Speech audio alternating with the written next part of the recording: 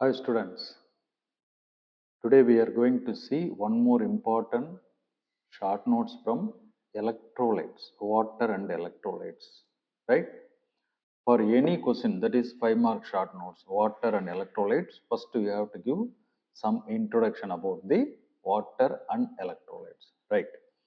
Here in our body, total 40 to 45 liters of water, right? In this, that is 60% of body weight is by water only. In this body water, we have intracellular and extracellular classification. Intracellular percentage is 40%, whereas extracellular is 20%. In the 20% of extracellular, we are having another intravascular and extravascular. Intravascular 4 and extravascular 16%. This is the outline for compartmental availability of the water and electrolytes. Second one is what are all the major electrolytes? We know three components, that is sodium, potassium, chloride. Whenever they are asking about electrolytes means the main constituents are sodium, potassium and electrolytes. Now we are going to discuss about the disturbances of sodium, that is hyponatremia and hypernatremia. Before that, what is sodium? That is the major cation of extracellular fluid. Okay. The main function is water regulation. Second function is regulation of acid-base balance. It acts as a bicarbonate buffer, sodium bicarbonate. Normal level. The next important thing is normal level 135 to 145 milliequivalents per liter. Right? 135 to 145 milliequivalents per liter. So hyponatremia, definitely the number is less than 135 milliequivalents per liter is called as hyponatremia. The next point is what are all the causes producing this hyponatremia, right? The first cause is water loss, accumulation of water, retention of water. Second one is sodium loss. These two are the causes. Actually, retention of water, the cause is number one, siadh. Actually, one syndrome, that is SIADH, siadh.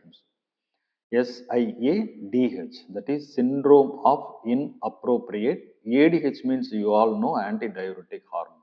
So this is related to the syndrome of antidiuretic hormone siadh.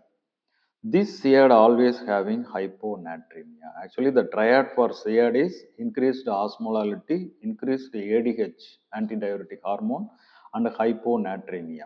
So the first cause for hyponatremia is siadh, SIADH. Associated causes, that is another causes, nephrotic syndrome, renal failure, heart failure like congestive cardiac failure, and diabetic ketoacidosis. These are all the other causes for hyponatremia. Okay. Second one is sodium loss. In which conditions you will get sodium loss? That leads to hyponatremia. So Addison's disease, vomiting, diarrhea, and urinary fistula. The fistula in the urinary tract produces extravasation of the urine, which consists of more amount of sodium. So the patient is having hyponatremia, right? What are all the clinical manifestations? The common clinical manifestations are constant thirst because of the water excess sodium and water loss. The patient is having constant thirst. Then cramps, because of the sodium deficit, they go for muscle cramps or abdominal cramps. Next one is nausea, vomiting, like GIT producing symptoms, right? So these are all the main clinical manifestations of hyponatremia, right? Next one is hypernatremia. So obviously the value is actually normal value is 135 to 145. So if it is more than 150 means this is called as hypernatremia, right? So what are all the causes? Here also we are having 3 or 4 points. Number one is pure water depletion which occurs in diabetes insipidus. There is no sodium loss, only water loss. Second one is sodium and water loss. Here what happens is very minimal amount of sodium only excreted, whereas water is maximally depleted. So this time also we are having hypernatremia, excess amount of sodium. So causes are diabetes mellitus, excess sweating, and diarrhea. These are all the conditions. Loss of sodium is less, whereas water depletion is more. So that is why the patient is having hypernatremia. Third is excessive intake of sodium, right? For example, hypercorticoidism, excessive usage of steroid drugs, right? Next one is Cohns syndrome and Cushing syndrome. These are all the two diseases involved in hypernatremia. Just memorize the names. Cohns, C-O-H-N, Cohns syndrome. Next one is Cushing syndrome. These two syndromes having hypernatremia, right? Now, just to go through the Cohn syndrome, that is excess aldosterone secretion. The pathology is excess aldosterone. Mechanism is excess aldosterone secretion leads to Cohn syndrome. This will produce there is one triad, that is hypertension, hypokalemia, decreased plasma renin level. These are all the three symptoms for this Cohn syndrome, right? So next we discuss hypercorticolism, that is excess usage of steroids.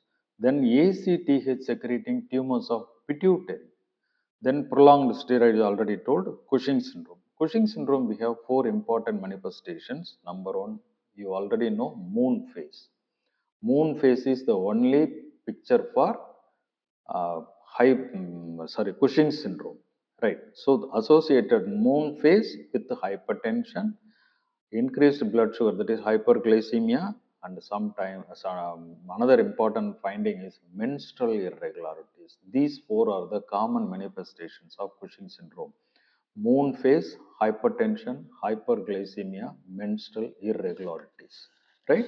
These four are for Cushing's syndrome. And what are all the clinical manifestations of this hypernatremia? That is dehydration. Number one is dehydration. Number two, edema. You know the meaning of edema. Retention of water along with the sodium is called as edema. Third one is hypertension, because aldosterone involved, that is regulates the blood pressure.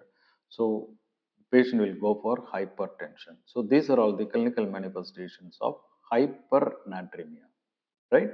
So whenever in any university questions they ask related electrolytes related question, you first carefully watch sodium, potassium, chloride. If sodium means extracellular fluid, if potassium means intracellular fluid, what is the functions of sodium? What is the functions of potassium? What is the condition for increased level? Causes for increased level? What is the causes for decreased level? Finally, you have to mention the clinical manifestations, one or two clinical manifestations for both hypernatremia and hyponatremia, right? Next class we will discuss about hypo and hyperkalemia.